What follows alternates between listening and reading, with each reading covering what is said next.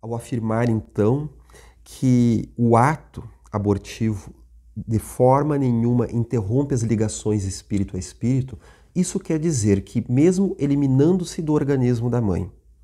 o corpo do bebê, este ainda está espiritualmente imantado a ela, porque a ligação é de espírito a espírito, do perispírito inclusive, o corpo espiritual da criança ao corpo espiritual da mãe, de forma muito íntima. Porque aquelas relações mãe-bebê, aquela espécie de simbiose psicológica já apontada pelo psicanalista Winnicott, ela é ainda mais profunda se nós a observarmos dentro das leis espirituais, dentro da correlação energética que há entre as duas criaturas. Então, a mãe fica com aquele espírito conectado a ela e é um espírito que está agonizante. Porque a criança, o ser reencarnante, infelizmente vem a sentir as dores das técnicas abortistas, desde os elementos químicos ingeridos para expelir o bebê, ou então a técnica da acuretagem, do corte da criança, em que ela sente aquelas dores excruciantes e muitas vezes entra em estado de revolta espiritual, não apenas pelo maltrato, quanto pela perda da oportunidade da reencarnação. Porque muitas vezes, outro argumento lugar comum, é de que não queremos colocar no mundo uma criança neste mundo cão, neste mundo cheio de calamidades e dificuldades, sem nos vincularmos às leis de Deus, sem respeitarmos essas leis. Porque muitas vezes este mundo cão, com as suas dificuldades, é tudo aquilo que o espírito precisa. Porque ele está, como todos nós, se liberando dos débitos do passado e precisa do mundo de relações para o insucesso e para o sucesso, para a dor e para a felicidade, porque são elementos que vão constituir a vitória sobre si mesmo para que ele melhor possa expressar o seu potencial em desenvolvendo-se aqui na experiência terrena, a mesma experiência que está nos sendo concedida neste momento.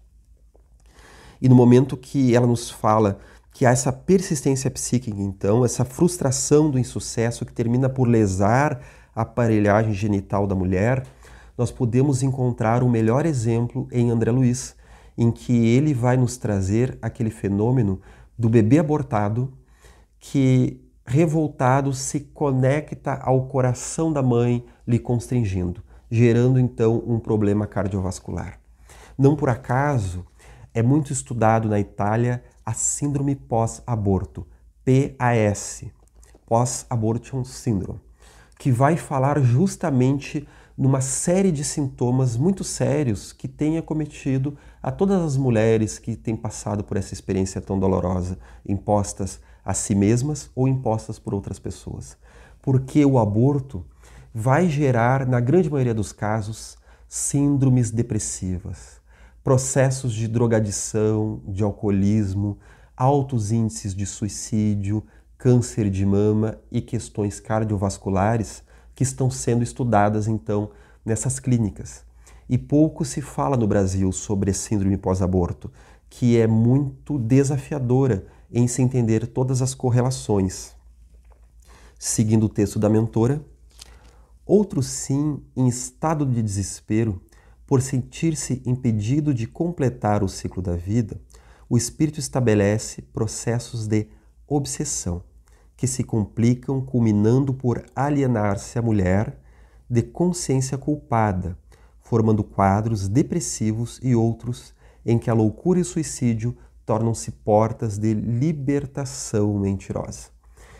Ninguém tem o direito de interromper uma vida humana em formação. Diante da terapia para salvar a vida da mãe, é aceitável a interrupção do processo da vida fetal, em se considerando a possibilidade de nova gestação ou o dever para com a vida já estabelecida, face à dúvida ante a vida em formação. Então aqui ela está tratando justamente daqueles casos em que a vida da mãe está em risco. Aí sim configuraria uma exceção.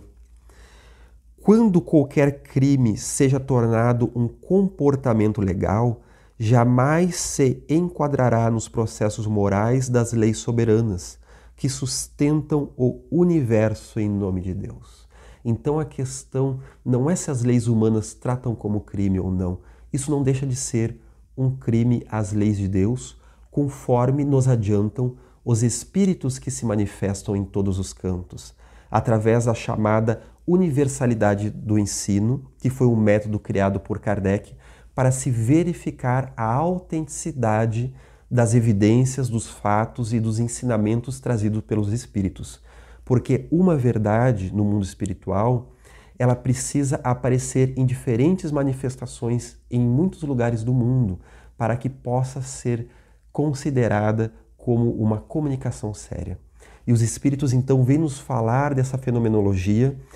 que a bioética, em muitas das suas correntes, já se adentra, pois se num exercício de imaginação, uma hipótese,